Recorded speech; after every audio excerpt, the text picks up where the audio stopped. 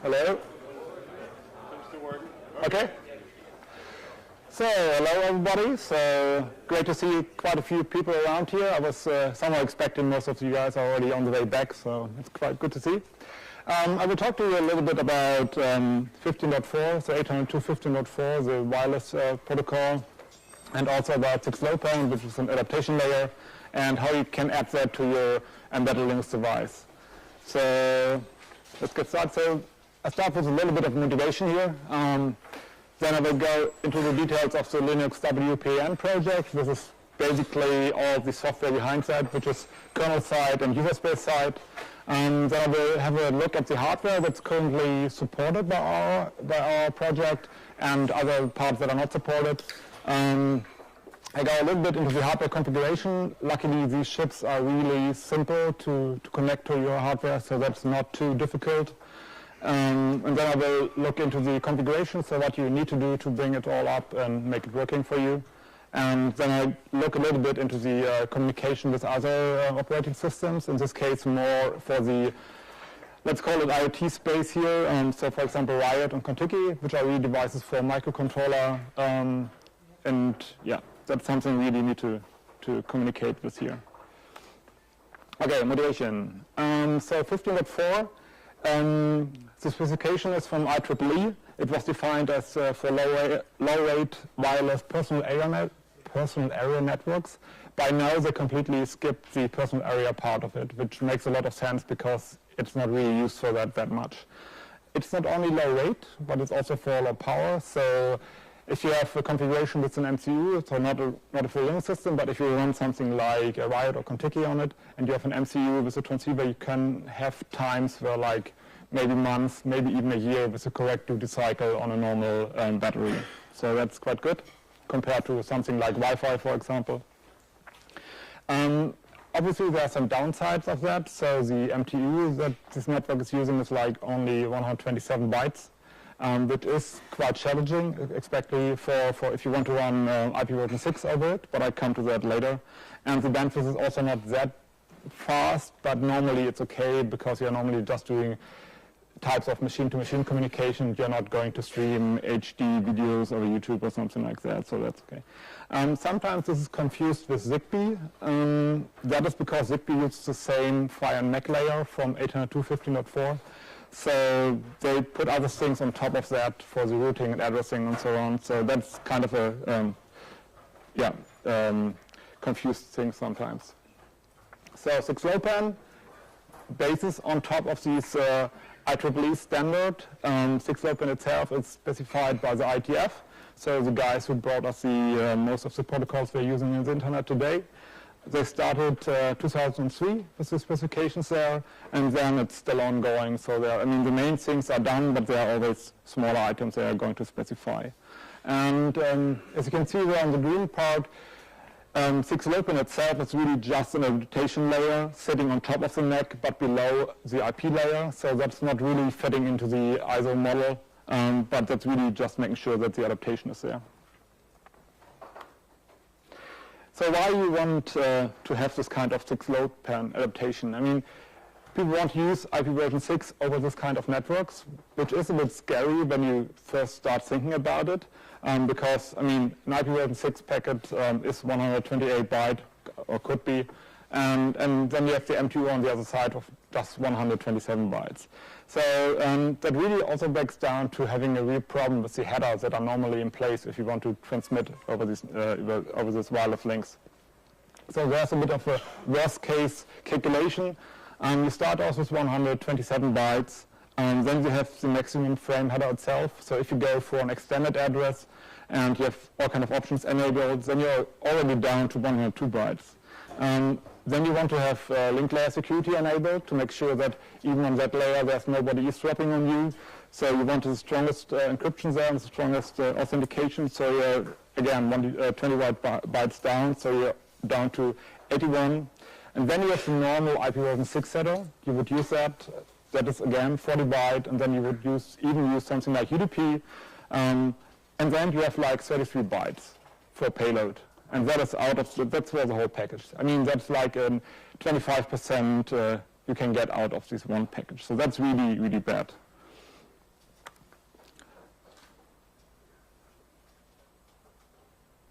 Okay. So what is the solution here? So the ITF got ahead and specified the 6LoWPAN adaptation layer to make sure that it's going to reuse a lot of the stuff that's already present in layer 2. And you can use that in layer 3 in IPv6 in that case. And they also start to delete a lot of things that are normally present in the header but are not used in this kind of network, so that's helping a lot. So in a really good situation where you just do linked local communication, you could go down to a header size of just 6 bytes compared to the 48 bytes you normally would have with IPv6 and UDP. The ratio is a lot better there in that case. Yeah, and you can see all the details here. So you still would have the frame header, obviously, in the security header, but the 6 bytes, is that what you condensed really the IPv6 stuff here. You could even go down and if you know that all the application layer protocols you are using are really doing checksumming and everything, and you're really sure that that is all fine, you can even delete that one. It's not recommended, so that's not what we are doing by default, but it could be done. So why would we do that on Linux? Because most of the people I talk with say that they only would use that on microcontroller boards and really small things. But on the other hand, you need some kind of gateway or something like that that actually connects these kind of nodes to the wider internet or to your local network or something like that. And that is really where Linux comes into play. I mean, there are all these platforms that are already running Linux, all access points and all the other small plastic boxes in your home already have support for that. So the idea is to really have full support for that in the mainline kernel, and then you can really just add a bit of hardware support on the transceivers, and then you can mostly run it out of the box. Some examples there's the Google OnHub access point. They already have a 15.4 transceiver hardware inside this thing, but it's not enabled just yet. I mean, they have support for, they have plans for that as far as I understand it, but they don't have it enabled. And then there's the CI40 board from Imagination Technologies, which is kind of aimed to be an IoT hub in the home. That one also has a 6LoWPAN 15.4 transceiver directly on the board. And then there's also the, I just yesterday learned there's the BeagleBone Air, which is a kind of strange version of the BeagleBone from a Korean company, and they added 15.4 transceiver and some other bits as well.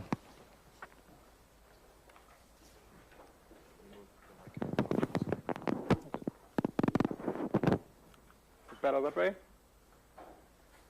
I can try.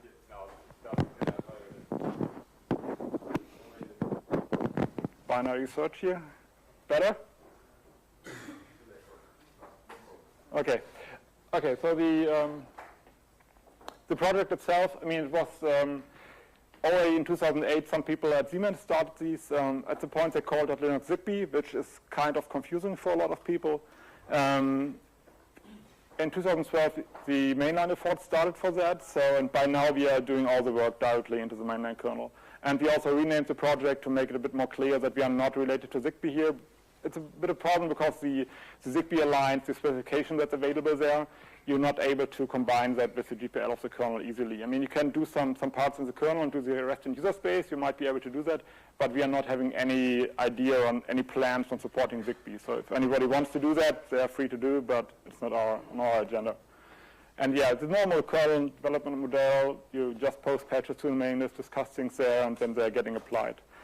It's a really small community, so there are only like 2 core developers, and I'm one of them, but I'm really only spending like 10 or maybe 15% of my time on that. And the other one is still a student, so right now he has a lot of time to work on that. Not right now, but he had a lot of time, and maybe we'll see when he's going to get a job how much time he will have left for that. Then we have a few more people that are actually working mostly on the driver space, so to support their own hardware. We have almost 100 people on the main list, so there is quite some interest. And we have normally like 33 people around on IRC. So there's interest in using it, but not that many people that are actually working on it. Yeah, so the support we have right now is we have a variety of drivers for the different transceivers that are out there. Most of them are soft Mac drivers, so that we are doing the whole Mac Mac software stack in the kernel itself, so not on the hardware. There are hardware Mac transceivers as well. We support one of them, or one is in the process of being supported, and we really need to do a lot more work there to get more of these devices into the kernel. We have full support for fragmentation and reassembly for 6LoWPAN. That's in the old RFC that actually started that, and then we have support for the IP header compression and the next header compression for UDP. So that have been the examples I've shown before. That is in a newer RFC from there. And the same stuff is actually also used by Bluetooth, by the Bluetooth subsystem, because there's also a 6LoWPAN over Bluetooth specification from the IETF, and there's a lot of other link layers that are either already specified or in the process of using 6LoWPAN on top of their link layer. So there's work ongoing for DAC, there's work ongoing for MSTP, and some power line communication things and so on. So that's really a lot of things. But only Bluetooth and 15.4 are the things that are supported in the Linux kernel, so that's the only things we are doing there. With support for link layer security, which is working but hard to use from the user space perspective, because there's no in the spec there's no specification how you do rollover of keys, key handling, and all the other things. So what is there is the basic plumbing to get the keys into either the hardware or just do it in the kernel, on the kernel side, and encrypt the frames and decrypt them, but all the handling on top of that is really not there. So that's kind of problematic. Yeah, there's testing against other Linux instances, and we're testing against Riot and Contiki. It's a really active project in terms that we are changing things every kernel release. So if you want to try it out, really aim for a new kernel. I know that's sometimes difficult on embedded boards, so 4.1 is something we can actually live at. With everything before might be problematic. So yeah, the current kind of development boards we are working with right now, there's the CR40, I mentioned that. From emerging technologies, that's on the right side down here. The driver for that is in the process of being merged. It's not in there yet. The most commonly used hardware platform is the Raspberry Pi together with an Open Labs shield. So that's just this small black thing sitting on top of that. So that thing is just the transceiver with a little bit of extra hardware you need there. So that would be basically what you could add to your own board. What I do, for example, is that I have various Raspberry Pi sitting on my desk, and then I have the different transceivers just wired up to the Raspberry Pi, because you only need SPI and some other GPIOs there. What you need, so, on your embedded hardware is support for device trees. So if you're running an out-of-tree support for your board, some BSP or something, without that, that might be a real problem. But I hope by now that all the embedded boards that are kind of supported, even by a vendor BSP or something, have support for device tree. If you want to go with USB, that's also possible. I mean, might not be the thing you're aiming for, but it's really convenient if you want to do the development on your laptop, or even just put it in a box that is completely main powered, and you don't want to have all the hassle in adding a new board to the system. So there's one USB stick over there. There are some more, but that one here is the best we are supporting right now. That's open hardware, so you have all the stuff available. The firmware is also open source, so you can even go and hack around on that one. We just did another run of these devices, so you can buy them again, because they haven't been available for like 3 years. And it was a bit of a pain. I mean, the original author who did that, they did a run of like 120 devices, and they sold out at some point, and nobody really had interest or the capacity of doing that. I mean, not the capacity of doing a new hardware run, that's okay, but doing all the billing and selling and all the other things is really complicated. So finally I found a company who gladly did that for us, so they are now selling them again.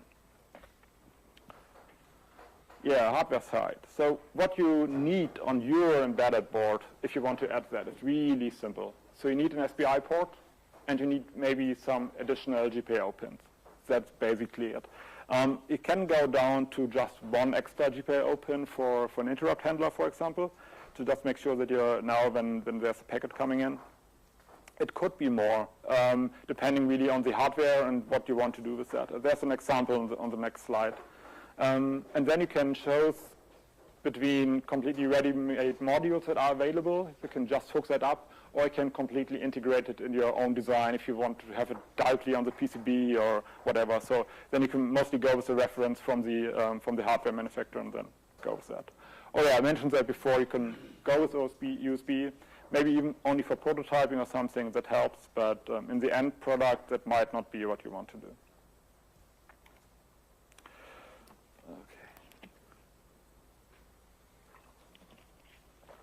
Yeah, so I mentioned that device tree bindings, so all the drivers we have device tree bindings. The example over there, I don't know if you can read that. So it's really basic. I mean, you can see though there's just a compatible matching over there, so that would be for an Atmel transceiver. You have the SPI speed, the clock speed, and then you have the SPI port, that would be 0 in that point, the register. And then you have one GPIO being for the interrupt handling. And here you have some more GPIOs for this transceiver, for example. So you have a pin to actually reset the hardware, and one for the sleep state. I don't know how much we are using that, but that really depends on the different transceiver hardware that's available. So as you can see, that you can really easily add that to your existing hardware designs. So the transceivers we support, or the drivers we have right now, a lot for the Atmel transceivers. We have one for microchip as well. We have one for analog devices. We have one for TI, and the AT-USB, that's the USB dongle. So it's actually an Atmel transceiver on the thing, but there's a different communication because it goes over USB, and we have firmware support. There's the panning driver for the Cascoda. That's the chip that's on the CI40 boards. That's ongoing. Hopefully we are getting that in within the next weeks or something. Then there's these XP devices, which are kind of problematic to support because, I mean, on the one side they are hard Mac, so they're doing a lot of stuff inside the firmware of the chip itself. And one way to communicate with them is over AT commands, which is really ugly. I mean, if you want to do a drive, I mean, from the user space, that's fine. That's really nice. You can just have a serial interface and do it all in user space. You're good with that. But if you want to integrate that inside the kernel with the Mac layer there, that's a bit tricky. But there's also versions which have some kind of library API. And there's a driver out there. I never tested it. I think it's bit rotted by now, but it could be revived. So if there would be interest in that, could be done, I guess. Yeah, so the USB thing I mentioned. Yeah, wow, that's big. So that is just an overview. I mean, the slides are uploaded, so you don't really have to go through all of that. You can just download them and have a look. I just want to give you guys an overview of what kind of stuff we are supporting and what kind of these transceivers are supporting. So this column here would be if you have a driver for that. So most of them are covered. I mean, some of the drivers obviously support more than one transceiver. That would be for the Atmel chips, for example, would be the case. And then you can see if it's on the 2.4 gigahertz band or if it's on the sub-gigahertz band, which is kind of problematic because it's not easily usable everywhere. So, but you can go with that if you want. This ARRET, that means automatic retransmission. That's a hardware feature that's quite useful because the timing, you have to send out an egg, which then would trigger a retransmission or not because it's missing. It's really tight timing, and we are not easily able to handle that in software on the Linux side. I mean, I haven't tried with preempt RT patches or something like that, so I could look into that. But the hardware normally has some extra support for that, so acceleration for that, and so you can really use that. If you don't have that, that might be a bit tricky. For example, the CC2520 from TI, they don't have that, which is completely fine on when you're running it with a real-time OS on some microcontroller or something like that, because you can just emulate that. On the Linux side, that's a bit tricky. Yeah, and then on the other side, you have just the specs they are covering. There's just what versions they are supporting and what not. And for example, the 15.4G over there, that's an extension of the original specification that gives you a bigger MTU, actually. So that there are specifications in that regard as well. We are not really supporting that well right now. So that's mostly because we don't have the hardware around to test it, actually. if you just want to start a little bit and get something started, maybe then while you do the software support and the hardware guys are just ramping it up and getting it extended, you can already start with just a virtual driver, just really a fake loopback driver we have there, really similar to what the hardware simulation driver is from the wireless group. It's really great for testing, as you don't have to have all the devices around. And you can also do some tricks with it, like having Riot or OpenSweat as a completely additional stack running on top of this virtual driver. So that means that the whole Mac stack from these different operating systems can really run on the loopback driver. So it's really nice for testing and so on, not really that much for production. Yeah, so you can see you just load the fake LV module there, and then you just add the number of devices as an option, and then you're normally done.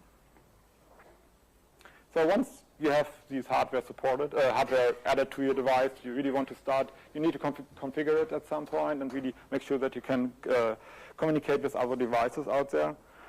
So what we have there, the counterpart of the kernel support we have is the WPN tools. So that the main binary there is the IEEE tool that actually does all the configuration. That's really also quite close to the IW user space utility from the wireless group. So that's not too far away.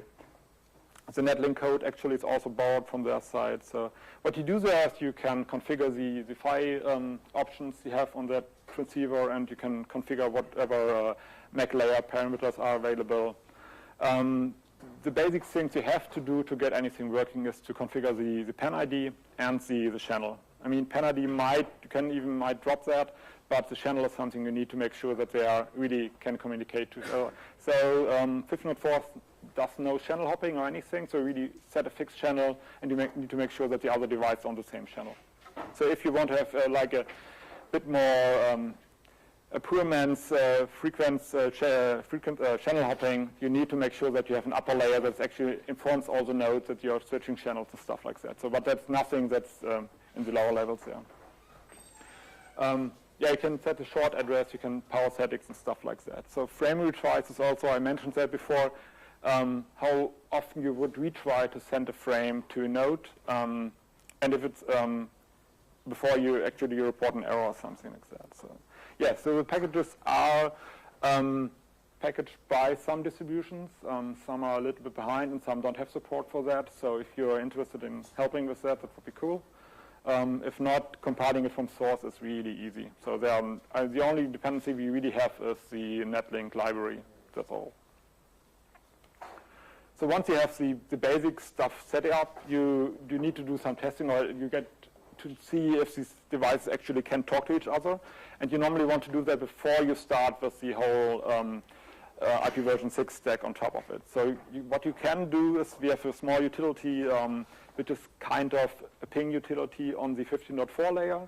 It's not the full feature you know from your normal ping utilities, but it's a good start actually. So you need to run the daemon on one side, because that's not something we can inside the kernel, and the protocol is not specified or something, so you need to have on the other side have a daemon running.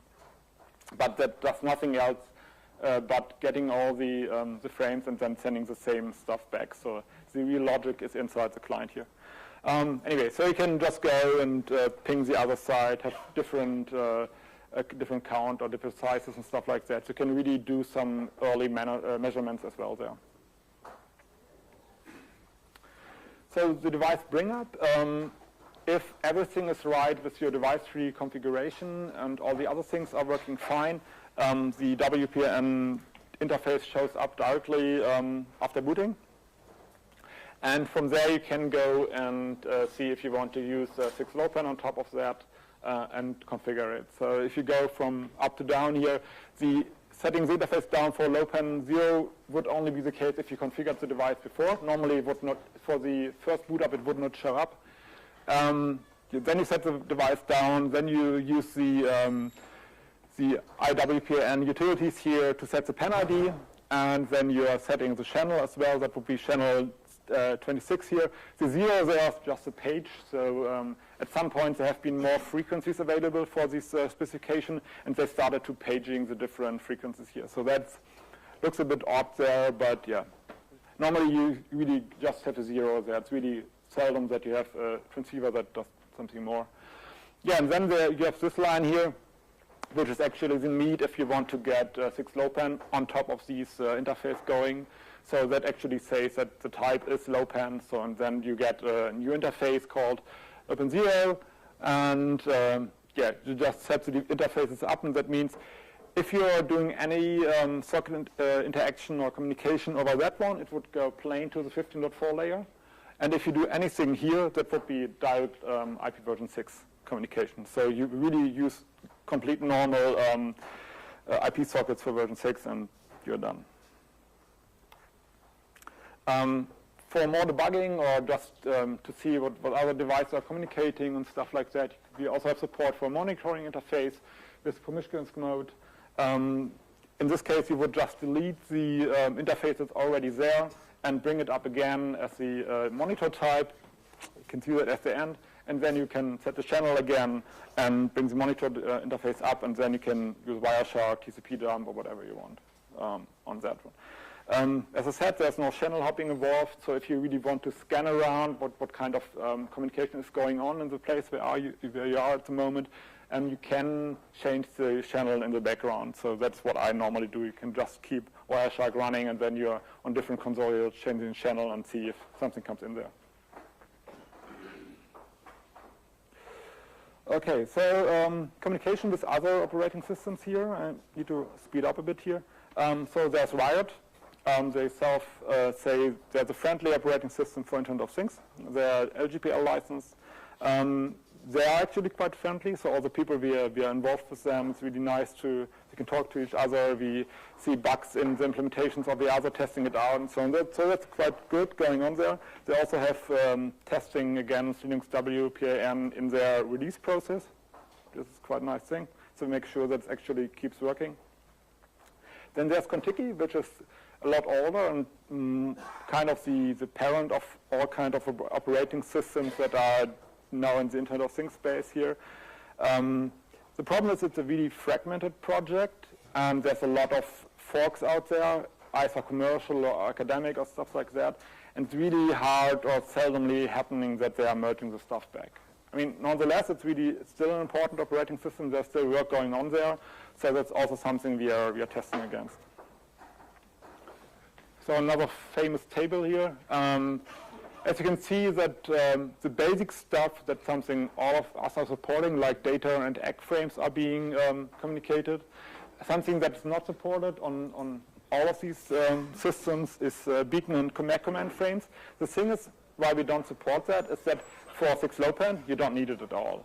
You need that if you want to do real management of an 15.4 network, or for stuff like Zigbee support or something like that. There's where you need beacons and command frames and stuff like that. We still plan to support that, but there's really was no priority to do that. Link layer security, that's something we support and Contiki supports, and we had some initial testing between these two as well. Riot does not support that yet. That might change at some point. And again, fragmentation and stuff like that, header compression, that's all supported by all of them. Yeah, there's Ripple, which is a routing protocol for this kind of lossy networks. On Riot and Contiki, that's directly into the operating system. On the Linux side, there's a user space daemon doing that. That's called Unstrung. There's also a kernel implementation for that, but these patches are really outdated. I need to go back and talk to the author if he's still interested in getting that into the kernel or not, but that's a complete different story. Yeah, there are other operating systems as well that support this kind of protocols. There's Mbed from ARM. I tried to look into that, but it's completely closed. I mean, Mbed OS itself, it's open source, so most of it, but the networking stack, at least the parts I'm interested in, are completely closed. So they even have the object files inside the Git repo. So there was really nothing for me to test against or check. So there's also Zephyr. They just recently switched to they started with the Contiki networking stack, but they now completely did a rewrite there. And they have actually really good support for all kind of beacons frames and Mac command frames and stuff like that. So that's something I need to test against. I have some hardware at home that actually should support that. I just need to find the time to do that. And there's OpenThread from Nest Labs, which is an open source implementation of the thread protocol, which is a complete vertical stack using 15.4 6LoWPAN, but a lot of other things on top of that. So that's something we, for example, tested with the virtual drivers we had, and we tried to talk to them and find out if there's any chance that we can work together a bit more closely. But there's really not that much we have in common. I mean, it's friendly from both sides, so there's no bad blood or something, but they really want to make sure that their stuff is in one central piece, and they keep it running in one, in one piece, and not finding good interface to act with us. So we need to figure out if there are some ways for that. A bit of a lookout here. The missing part mentions that beacon and Mac frame support. That's something I need to work on. We need to have, after we have that, we can have coordinator support in the user space utilities and even scanning for networks and stuff like that. What we really urgently need is support for hard Mac transceivers. So that's something we really need to improve on within the next few months or something, because that really blocks a bit of hardware support, and that's annoying. Yeah, and then various other things. Different header compression techniques are still there, and then we need to find out what kind of information we need to expose to all kind of routing or meshing protocols that are using that. I mean, simple things like AQI or RSSI or something like that, that is one thing, but also like statistics, how many packets have been transmitted over this link, or how many retransmit have been failed and stuff like that. So that's something we need to expose somehow. But if we are going to do an interface to the user space, we really need to think carefully about that, because we need to support that until the hell freezes over on the north side. So that's something we really need to make sure for. Yeah, and just to sum up here, running a 15.4 wireless network on top of Linux is really easy, even right now. I mean, there are missing pieces and stuff like that, but just for getting a IP version 6 socket interface on top of these things and then communicate with some smaller sensor device and stuff like that, that's already there. That's all working. Kernel on tooling support is there. The most likely scenario it is used in right now is like a gateway or border router. You could go and have that as your small node. Even that, I mean, I know that Intel has been able to completely squeeze Linux kernel and Bluetooth user space utilities and everything within 1 megabyte. So that's something, if people want to try around with that, so that might be something you can even run on battery for a longer time. Yeah, that would be from my side, so I'm open for questions now. Go ahead.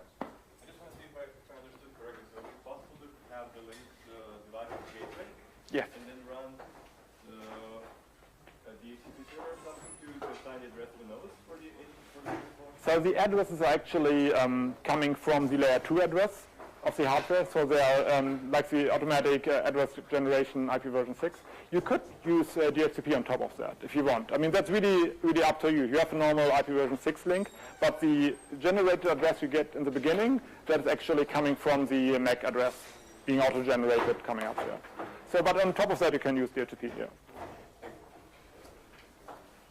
Go ahead, I see you. I know usually in the kind of configuration, you have only one panel, but using the Linux driver, would it be possible in future to configure several, not like in meter to kill one but like have several multiple panels?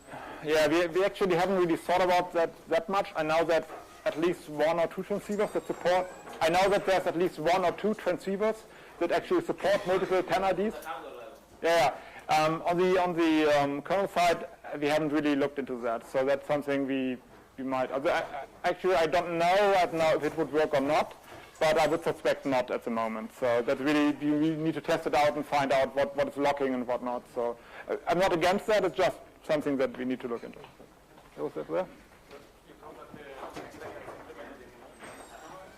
Yes.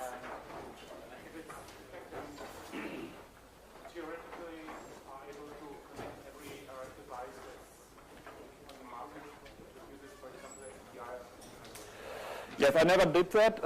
There are different transceivers that are not 15.4 itself, but you can run the Mac over it. The problem is with something like the hardware-accelerated features, like the sending out the acknowledgement frames and stuff like that.